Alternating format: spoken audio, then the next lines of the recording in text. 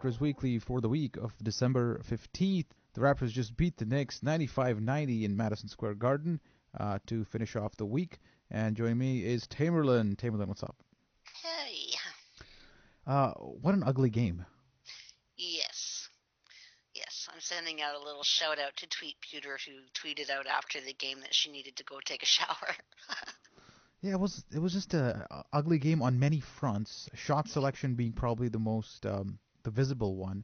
The Raptors, they shot 46%, but it felt like they shot a lot lower. I think Kyle Lowry was 8 for 19 in this game. Lou Williams off the bench was 5 for 15, and both of them were guilty of taking some terrible, terrible shots against the Knicks defense that if you just move the ball around a little bit, they'll concede anything. Mm-hmm. I'll take it, obviously, and with the win, the Raptors remain on top of the Eastern Conference. If they had lost, Washington would have taken that spot. But for now, hey, I'll accept the win. But man, you can't play basketball like this and expect to have sustained success. We have to look at it realistically too. This Nick team is not that good. I mean, they're terrible, and they got the benefit of some calls. We were lackluster. Lowry has like 9 turnovers. Like, what the heck? But he also got 21 points and 11 assists and 6 steals and 3 rebounds. So it was just a really odd game all the way around. I think when they're doing what they have to do, which is winning the games they have to win. I started getting a little concerned, thinking like, why aren't they pulling ahead after they seem to kind of turn a corner late third? But they're going to have games like this against lower performing teams, and as long as they get the win, winning dirty counts too. Yeah. So the Raptors win the game. Some couple of notable performers here. Patrick Patterson, who struggled to start the season, like his 3-point shot is back, man. Oh, he's been a stud the last couple weeks. He's playing great. He's really showcasing what he learned from Hakeem Olajuwon, playing better in the paint, mixing it up. His 3-point shot is money. I've liked his defense better a lot. Even Ross, I mean, as I know you guys aren't a huge fan, but he's mixing it up and taking it into the paint. And I think, this stretch of like underlings that we're going to face, there'll be some tests against Orlando and Detroit. But I think if he keeps doing that, by the time DeMar comes back, it could reap benefits in the long term. Yeah, and Patrick Patterson, just touching on him, 3 for 4 again from downtown. In this game, he guarded Carmelo Anthony for large stretches and did a commendable job. Carmelo did miss some open looks late in the fourth, but overall, good defense by Patrick Patterson. Yeah. Terrence Ross had a huge jumper. Huge game. He kept him in the game. 8 for 14, 22 points, and just a massive shot, which kind of gave the Raptors a lead. It was like a floater, and that was a shot that he took after being on the bench for quite some time. So props to him for stepping up here. 5 rebounds as well and 2 steals. So good game against, albeit lower quality opposition in the Knicks, but the Raptors get the job done. And the bench here, let me just do some math in my head here. 28, 30, 30, 38 points off the bench compared to the Knicks' 13. So that right there is your difference. Yeah, our bench is starting to look really good. Really good, really cohesive. James had a weird night tonight. I don't know. I think he got a little bit annoyed with the foul calls that they were calling against him, but that's okay because he made up for it on Friday. Yeah, before this, they beat Indiana 106-94, and they lost to Cleveland on the road, and they beat Denver in OT. But let's start with the Cleveland game, because that was on a back-to-back after the Denver win. It was billed as if a tiebreaker kind of game between the Cavs and the Raptors, who had split the first 2 meetings, winning on the other's home court. This game, 105-101, the Raptors lost. A lot of beefs probably with the refs you got on this one, Tamberlyn. I mean, yeah, like when you're only getting 10 free throws in the entire game, and they go 26 times. LeBron James he did what he had to do, but I thought that the game plan was pretty solid in that for 3 quarters Toronto outplayed them, I felt, and Lowry was really good in that game. We shot 51%.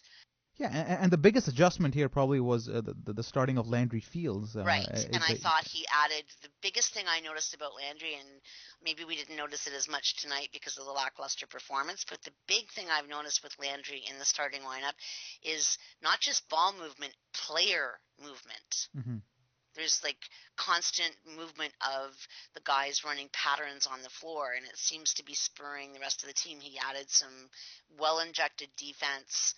Yeah, and it's a balance, right? Because on the last pod we kind of talked about how there's a need for to have two ball handlers on the floor at the same time because the Raptors need that to run their horns offense, to do those dribble handoffs.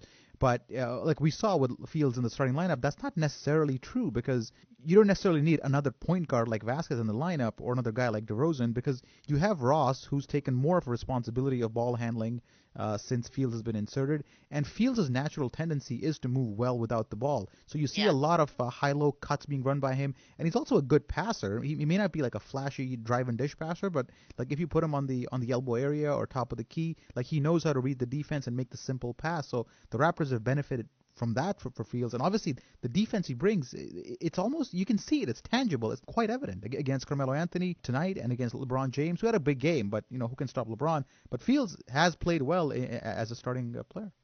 Yeah, and he does a lot of little intangible things. Like I said, the player movement is the thing I notice the most. The intensity on defense, which seems to spur everybody else.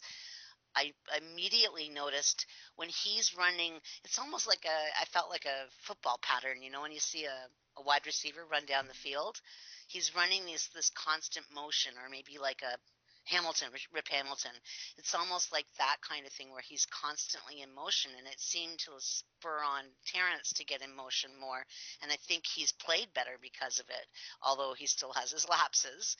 In that game, Ross was 8 for 13 against Cleveland for 18 points, and last night or tonight against the Knicks, he was 8 for 14. So the effect of Landry Fields, it's not a 1.0 correlation effect, but there's definitely an effect between having Landry Fields in the lineup and Terrence Ross because automatically Ross's significance in the unit increases because he has to do more ball handling and more is being asked for him. When Vasquez is in the lineup, you automatically kind of defer the offense to Vasquez. With Fields, you can't do that. You're almost forced to step up on offense. But it also steps up the defense, so maybe it makes it easier for them Mm. because you're not having to do a lot of cover, like cover for the second man, right? Mm. What's your thoughts on this? Are they doing it solely because of defensive intensity and Casey sending a message like we need to buckle down now and get back to our defense, which they've moved up 3 spots this week, or are they doing it because they're trying to showcase Landry for a trade? Yeah, I don't know if the Landry for a trade thing is happening because Landry Fields is a utility player who can be useful. That's not a surprise. I think everybody knows that. I know, but we didn't. None of us thought he was going to play this year, other than when they were getting blowing out teams. Like all of a sudden, he went from like utter obscurity at the end of the bench to playing. I'm not like upset about it. I think Mm. he's added some real positives to the team, and the benefit of it is definitely the defense has improved this week. Yeah, but just regarding the showcasing for a trade talk, it's just that his value as a player again is in his contract so much as his Absolutely. performance. So I don't think him having decent games, in December, inflate his trade value to what it might be because of his contract. Like his Okay, contract but is valuable and it might be an asset at the trade deadline. I just don't think any team will look at these stretch of 10 games and go, yeah, that's the guy we need. I'm happy that it's had the positive effect it's had. I'm wondering what's going to happen when DeMar returns, whether he gets relegated back to the end of the bench. But for now, it's a positive moving forward.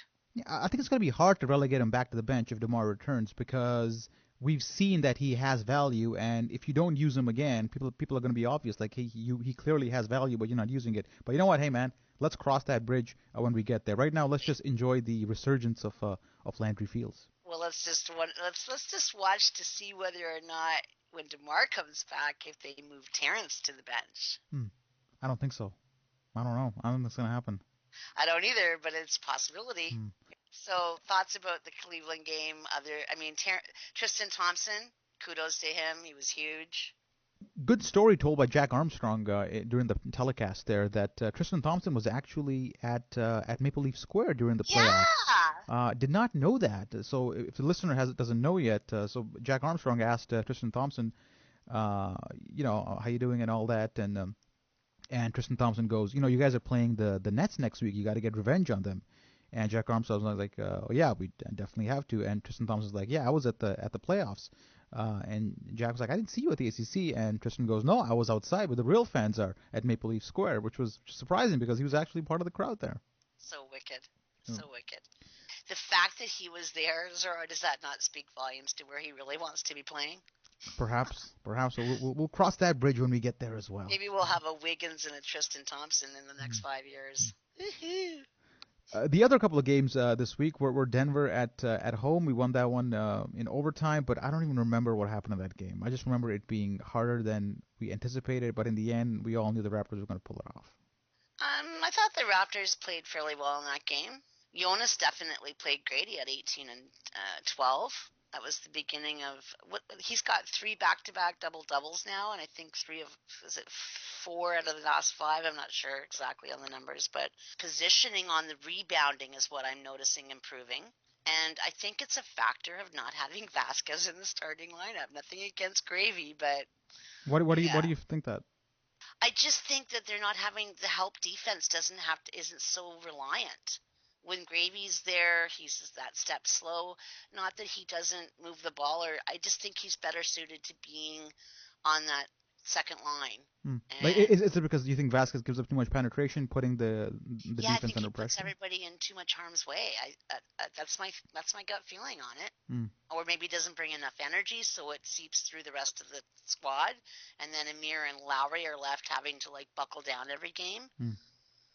Yeah, so Valanciunas against Mozgov, he was going up against another European big gun. We talk about how he's always showing up for games against other Europeans, and sure enough, here he was, 18 points, 12 rebounds, 8 for 11 shooting in this game.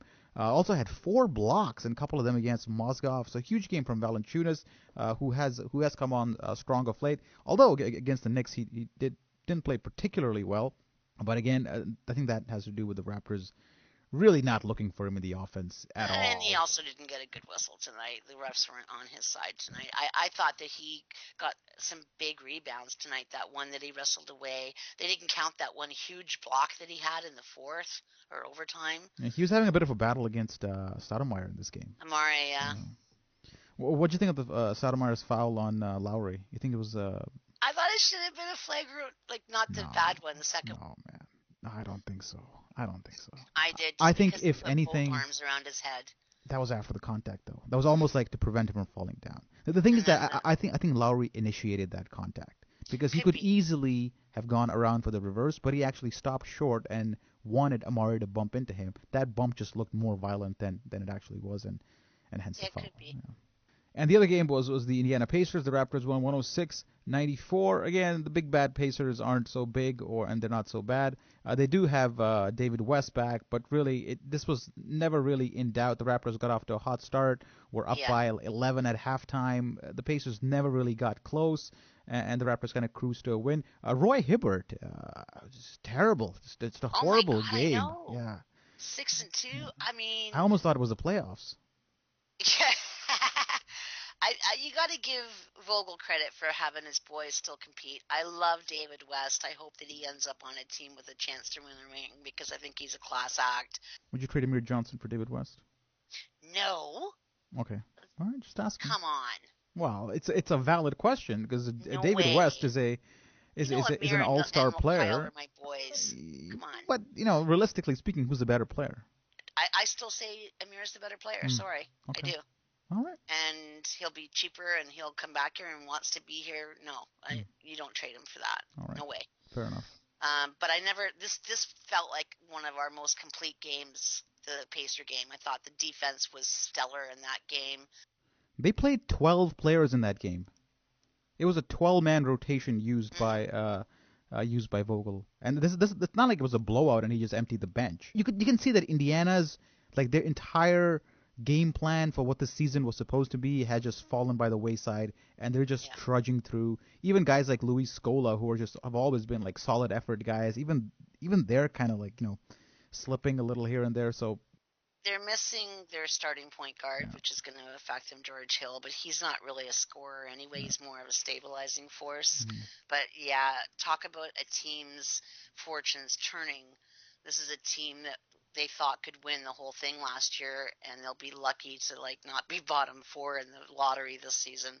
Yeah, so that's the week's games. The Raptors finished the week 3-1, so a solid week. The only negative against was the Cleveland loss, but again, we played well in that Cleveland game, so it doesn't Yeah, I wasn't upset with that game. Yeah, it doesn't sting too bad. And I don't complain about the refs ever, but I really did feel the Raptors got a lot of bad calls in that game late on. The one that sticks in my mind was Kyle Lowry being called for an offensive foul late in the game, and LeBron James basically lowering his shoulder into James Johnson, and a no call being made there. But you know what? You can't expect that in Cleveland against LeBron. I thought the Raptors played well without DeMar DeRozan. It has to be frustrating to be a player who puts their 100% effort on the floor only to have someone else dictate what's going to happen. That's got to seep in. These are young guys. These aren't people that are going to, in the heat of the moment, you're going to get annoyed. But I was happy with their effort. There was some lapses on defense in the fourth quarter for sure, but still, I'm not unhappy with that effort at all. So that was the week's games. We'll take a quick break and come back and talk about other stuff.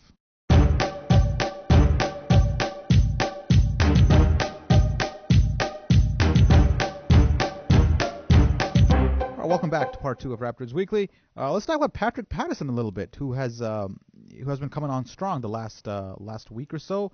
He is 11 for 16 from three-point land this week. That's 56%. And prior to this, he was not doing well from any area on the court. But now he's kind of found his rhythm. He's more confident in his jumper, even against the Knicks tonight. He had a big corner three in overtime. So a lot of things are happening with Patrick Patterson that are really good, and it's encouraging as a Raptors fan, because he's one of those guys that we bought back from last year and expected to kind of pick up where he left off. He had a slow start, but now he is where we all thought that he would be at the start of the season. I think he's a really smart player. His IQ is high. With Patrick, he also started the season injured, if you remember. He's a very calm guy, too. Like, you see him get excited when the team's doing well, but he's got a very good demeanor on the floor. Some of his positioning for the rebounding have been good. Didn't have a lot of rebounds tonight, but the fact that Casey was playing him on Carmelo at the end of the game speaks volumes, no? It does, and it's almost controversially, because a lot of people on Twitter were wanting Landry Fields back in the game to guard Carmelo, but Casey stuck with Patterson, who did a good job. He's not used to guarding threes at the wing, especially guys of Carmelo's caliber, but he's stepping up. He's doing the closeouts. And what I like about him is that he's not ignoring his rebounding responsibilities. And I know rebounding isn't Patrick Patterson's greatest strength, but in the lineups that Casey uses him, the smaller lineups, like, it has even greater importance, and he steps up to it. And sometimes, like, you see him getting overpowered by a center or a power forward in one of those switches, but his effort is always there. And this week he had 8 rebounds, 4 rebounds, 8 rebounds, and against the Knicks he only had 2. But then again, he supplied the offense. So it's great to see Patrick Patterson being a big part of the second unit. And with Lou Williams having an off game, shooting wise at least against the Knicks, you could see like how Patrick Patterson's value kind of offsets that.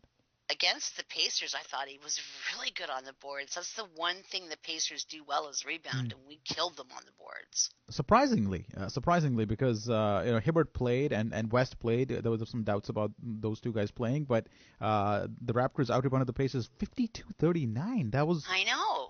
They just cleared out. I think that was an instance of Casey just hammering it into the guys, saying, guys, the Pacers their record might suck. They might suck, but their rebounding sure doesn't, and he got the message across, and the Raptors just had a very strong rebounding game, and guys like Patrick Patterson stepped up, and obviously Valanciunas also, who had 14 in that game. So Patrick Patterson, hey man, welcome back. And I think the other reason why Casey went with Patrick on Carmelo at the end of the game, he kind of has this tendency, I think, to want to switch up the look. They talk a lot about how they'll game plan for an opponent, and often many teams do this, especially the older coaches. They won't keep the same player. Like Tony Allen doesn't stay on the same guy the whole game, generally speaking. They'll throw in someone different just to give a different look.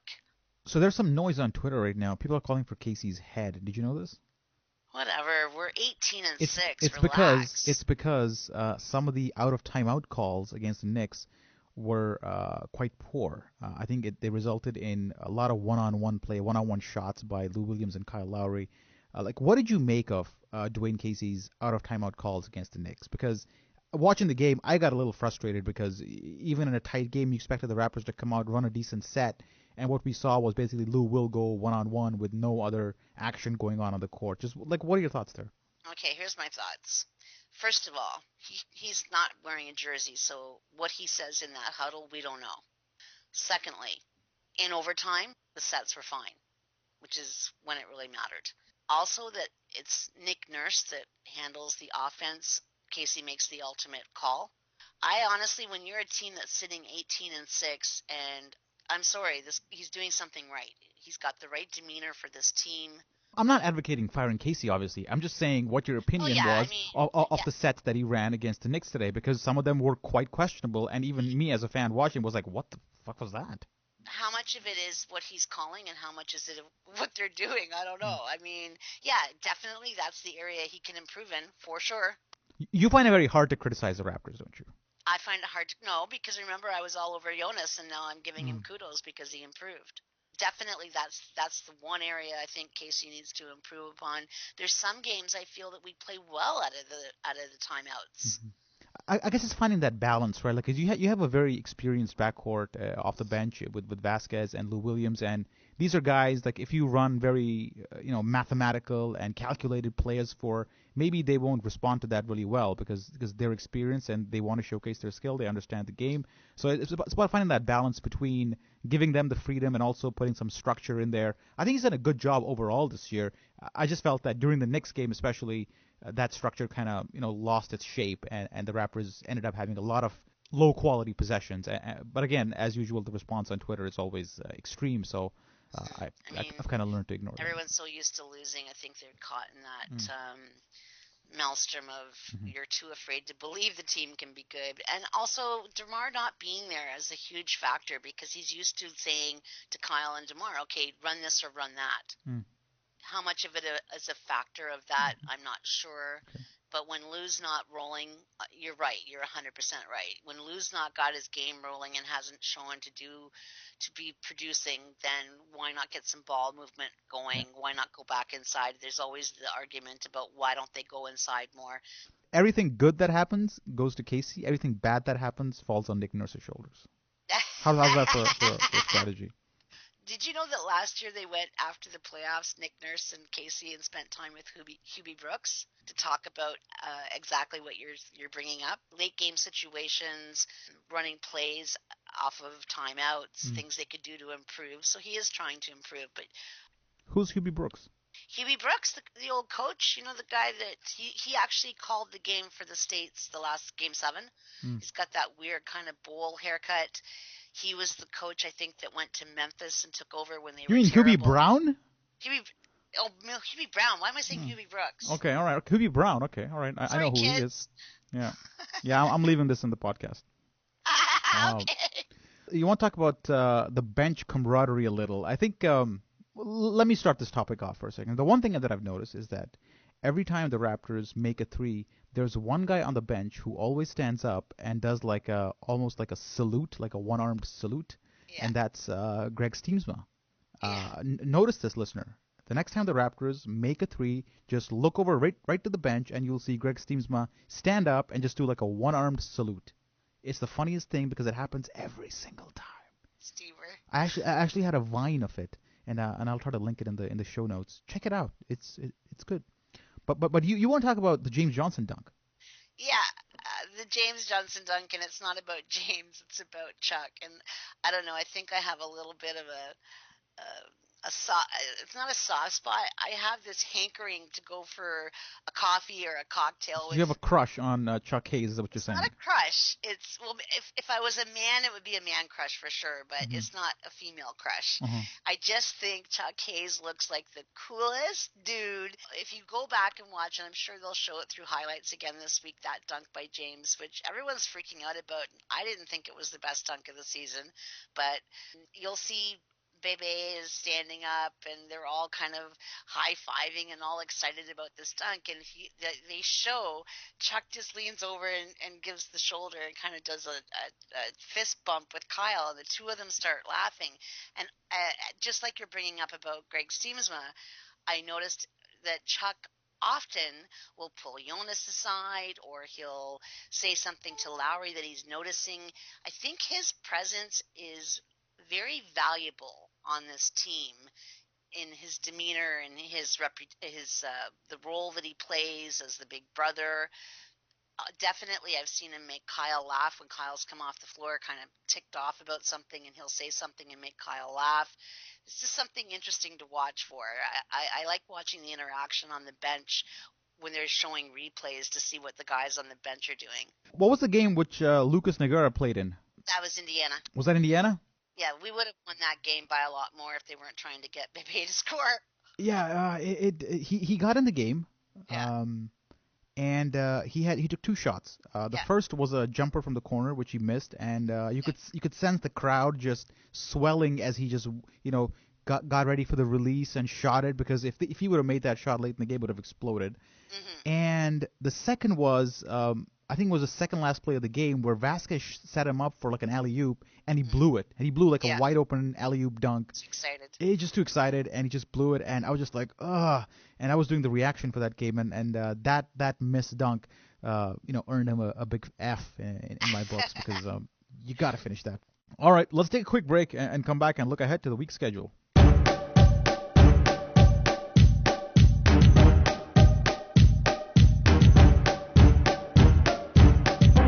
Here we are in part 3 of Raptors Weekly. The Raptors have a 4-game week again, and coming off a 3-1 week, they're going to look to make it 4-0, and certainly the schedule does permit that. They start off on Monday night against Orlando at home, followed by a Wednesday game against Brooklyn, and then it's Friday in Detroit, and finally Sunday at home against the same New York Knicks. So 3 games at home, 1 on the road. The quality of opposition is not that great. And Orlando, Tamberlyn, we've already beat them twice, once on the road and once at home. So this is the 3rd meeting against Orlando. We have 1 more after this towards the end of the season. They won their last game against Atlanta. They split a home and home with them. They're 10-16 at this point. You expect the Raptors to win this. Yeah. Orlando is playing. They're kind of, Milwaukee and Orlando have kind of been the surprising teams of the East for many people. They've got a lot of young talent, and they got the cousins on the team, Channing Frye and Tobias. Yeah, and Vucevic, again, having a strong game against the Hawks. He was 9 for 13 for 18 points. Again, he's probably the biggest matchup problem that they can pose to the Raptors. But again, we talked about Jonas Valanciunas and against another European center. Here we go again. He gets up for those, man. And we're going to see it again. Yeah, let's see how having Fields in the starting lineup affects them, because they haven't played against that lineup. So we'll see. They're rested. They know that they want to protect their home court. They know these next 4 games are critical before they go on that hellish Western trip after the Chicago games. So. Yeah, and Oladipo is going to be playing for them as well this time. He had a decent game against the Hawks, 5 for 9, 15 points. Again, they are rested. They have a 1-day break, I should say, and the Raptors are going to be on a back-to-back, but it is at home, so. I'll call a win, but I'll call a close win. I don't think they blow them out. And Orlando hasn't been blown out too often this season. They've managed to stay in games because they play a decent amount of defense. They got guys like Elfrid Payton who are rookies, but they really approach the game the right way. And off the bench, he had a good impact against the Hawks in both games. Expect them to be in the game. Again, Ben Gordon comes off the bench for them, and he's liable to score. And the Raptors defensively in the second unit are not that great in the backcourt, so he's liable to go off. So I'm going to call it a win, but a close win. Just on account of the Magic 3-point shooting as well. They were 10 for 21 against the Hawks, and they're going to get their clean looks against the Raptors because the Raptors do give those up. I think that what we have going in our favor is that we've had that lackluster type effort today, and the Raptors don't tend to do 2 in a row that way, so that'll bode well for them to play better defensively and just more focused tomorrow. And on Wednesday, December 17th, the Raptors will be on ESPN. Is it? Yes, It is a rematch of the Brooklyn Nets, 8 p.m. Eastern on ESPN, so check that out. Oh, yeah, they'll be up for this one. There's no reason. If they come out lackluster in this, something's off because they've been waiting all summer since a couple seconds left on Game 7 of that shot clock to have this game. Don't think they don't want to send a message. And also, it's not just that we lost to them last season, it's also that they're in our division. One of the things that the Raptors have to do that they did really well last season is we dominated our division. So they will be pumped for this one, I think. And so will the whole crowd will be pumped for this one. And just a quick trade rumor that people were throwing out there. Oh, okay. Just throwing it out there. All right. Kevin Garnett. If the Nets have a fire sale, would you be interested in Kevin Garnett? Oh. Kevin Garnett for Amir Johnson? No way. Actually, I think Kevin Garnett's part of the issue right now. He's just done. Sorry, but he's done. The big ticket is done. He got a DNP rest the other day against the Hornets, a game they won 114-87. They won two in a row, by the way, the Nets have. And Garnett, the box score says DNP rest. This also marks the return of Alan Anderson and Jarrett Jack to Toronto. Do you honor those guys as well? No. Come on. They didn't play with us that long. How long was Jarrett with us? 2 seasons? Yeah. Yeah, no. How about Alan Anderson? No, he was 2 seasons. No, I'm just joking. Come on, man. I'm not gonna asking you if Alan Anderson. Someone asked me about Oakley and that he didn't get a snippet, and I said I think he was just at the game because Oak comes to a lot of games. Why wouldn't they give Oak a snippet? He got honored at the 15th anniversary celebration. So after that, with the Brooklyn prediction, I'm gonna go with a win at home. Oh, I'm going with a win too. Absolutely. So after that, it's a trip to Detroit for the Detroit Pistons. Yeah. So before we talk about this game, know that there is a tour company, and I'll try to link it in the show notes, who is organizing a trip for Raptor fans to go to Detroit and check out the game. So much like the whole Cleveland. Yeah, the Cleveland fan, the whole thing, how like 60 Raptor fans went down there. They're organizing a bus tour, which I think you get hotel and travel, and obviously tickets to the game for like $200, That's maybe something good. like that. Yeah. Yeah, so if you're really into it, you can check out the Raptors in Detroit on Friday night and be part of a whole bunch of Raptor fans that will probably make the trip. I mean, not that Detroit's on my top list of locations to visit, but that would be really cool. I think we've always kind of had, like the last couple of years, a presence there. We always do, but it's not as it's not in concert like it was at the Cleveland game. I think it was a lot of different Raptor fans going individually and kind of showing up at the arena. But the Cleveland thing was different because it was organized as a group. I don't think we've had that before. So there's a tour company which actually does that, so which is pretty cool. I'll try to find the link and link it. This is the game that worries me because Detroit's won 2 in a row, and they won two in a row, but that's after losing 13 in a row. Yeah. So they don't scare me as well. They're just one of those teams that's extremely disorganized. I mean, as long as you have Brandon Jennings and Josh Smith on the same team, you're not going to get a cohesive offensive unit or even a cohesive unit in terms of personality or camaraderie or any of that stuff. So, yeah, they beat Phoenix on the road, it should be said, and they beat Sacramento on the road, on back-to-backs, no less. The sun shines on a dog's ass every once in a while, too. So yeah. I'm not too worried. I think the concern here will be it'll be a high against Brooklyn with them really pumped to want to win that game, and if they do win it, like the ecstasy of doing so, we don't want to let Detroit in this game early is my biggest fear. The matchup that I would like to point out is Valanciunas versus Drummond here. Drummond's having a good season again, and they got Monroe coming off the bench these days, and he had a huge game against Sacramento, 8 for 13. What's your thoughts on Monroe? Monroe did the smart thing and took the 1-year deal. How good is he? His defense is terrible. His defense is terrible, but I don't think it's terrible to the point of where it's not fixable. I think if he's on a team with a coach like, say, somebody like Rick Carlisle, or a more defensive-minded coach who can kind of give him a particular role. Exactly, he can flourish there. But yeah, you're right. From what you've seen of him in Detroit, he's not a great defender, but I think there's enough talent and length in him that he should be able to contribute defensively. I think Van Gundy's in trouble because he got strapped with having to have Josh Smith's contract, and he probably would rather keep Monroe and Drummond. Absolutely. Yeah, so I got no problems with Greg Monroe, man. Or Drummond, for that matter. I still think the Raptors should have taken Drummond over Ross. Josh Smith is a real oxymoron for me because that kid was like Mr. Stats, filling up every single area of the stat sheet, and then he's just become this malcontent that nobody can seem to harness, and I don't get it. The thing with Josh Smith is that he has yet to learn that a 21-footer is not the shot in his best interest. Yet he continues to want to be a jump shooter. And once he realizes that he should be operating within 8 feet and that's it, he might turn the corner. But I think it's already too late for him. Like, he had a huge game against Sacramento. 21 points, 13 rebounds, 5 assists, 5 blocks, and also 7 turnovers to go along with it. So I'm not too worried about this game, as long as we take care of their big men. I'll just leave that hanging there. If we don't get out to a good start, it'll scare me. But we'll call it a win. We'll say they're going to sweep this week because they're going to kick at New York's ass on Sunday. And let Brandon Jennings shoot whenever he wants to. It's always good. Yeah.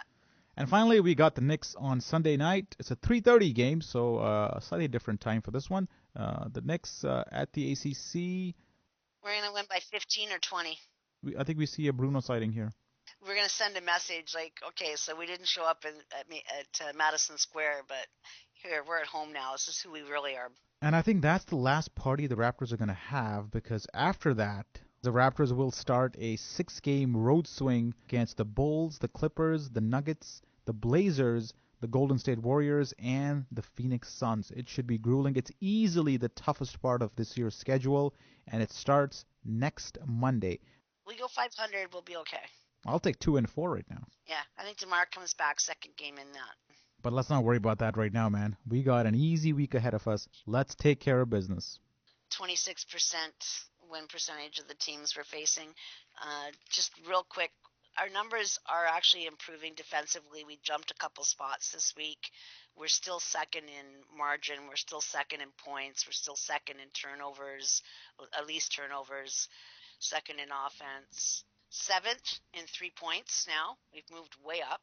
And 5th in true shooting percentage. So there's still a lot of positives. And I think this 4-game week is Casey's opportunity to really get the boys dialed in defensively, knowing that they've got that grueling schedule coming up. Yeah, you win these 4 games, you go to 22-6, and suddenly you got a nice little buffer. Even if you have a poor West Coast swing, you still come back probably in first place in the East. So that's kind of all you want.